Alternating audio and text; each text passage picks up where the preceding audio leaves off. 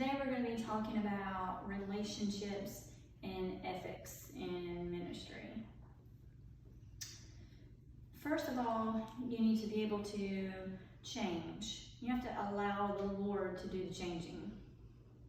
You don't wait for an ideal time. Keep yourself in the Word.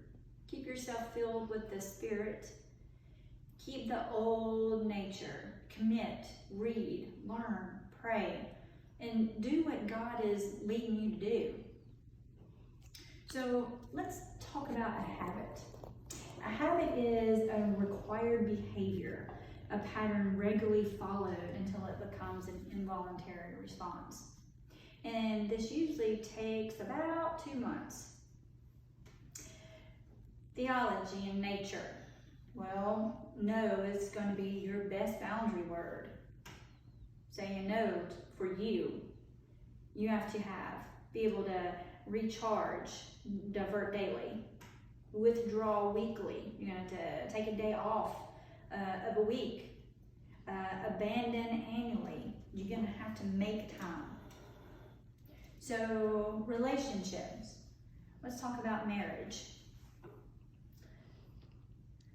4 healthy habits of a good marriage is you pray together, resolve negative feelings every day, you have fun together, and build close relationships with other believers. A man is supposed to leave his parents and cleave to his wife to pursue her with all of his energy. Well, you have 5 love languages. 5 love languages of words of affirmation, quality time, receiving or giving gifts. You have acts of service and physical touch. You have 3 types of love. You have agape, which is self-giving love. Eros, well, what is lovable, and philia, which is compatibility. Friends. 5 ways to keep and make friends. Well, you have to be open. You have to be intentional, be honest, be engaged, and make sure you walk closely with the Lord. You have emotional health and spiritual maturity. They are inseparable. It's the degree on which you are willing to give. Well, leaders in the church. Well, you have 4 characteristics of an unhealthy leader. They have low self-awareness.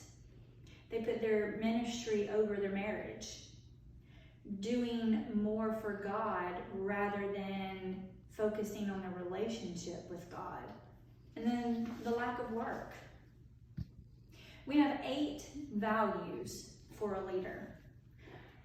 Intimacy with God, your passion for the heart, a visionary of leadership, cultivate evangelist, multiplication of leaders, faithful stewardship, your family values, and most of all, integrity. Leaders meeting the needs of people means adapting to new needs. Don't preach strictly to the lost or you'll lose some of your congregation. Now, Billy Graham gave us some rules for us leaders. Well, first, we need to understand the dangers of being alone with an opposite gender. You never travel alone together. You have to be cautious when you counsel and build a system of accountability. So, what are some guidelines for all of us? Well, we have to make our spouse our priority. Cultivate same-sex friendships. Build and share our social media with our spouse. And be careful about your intentions. A servant's heart. If you are a leader, you must serve no matter what. You have to lead by example. Be a people person. And 4 ways that we can share Christ. Well, we talk about Jesus. Maybe tell your story. Make sure you pray with people and invite them to church. We can't make make up our own moral rules because we can't have different rules for each individual person. Now, for all of our relationships, we got to keep the faith. Don't complain, because it just breathes life into trouble. Encourage yourself. Encourage others. Find people to encourage you.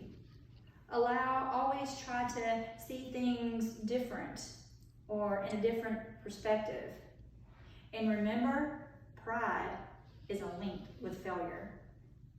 Excellence is not a stage of development, it's a spirit.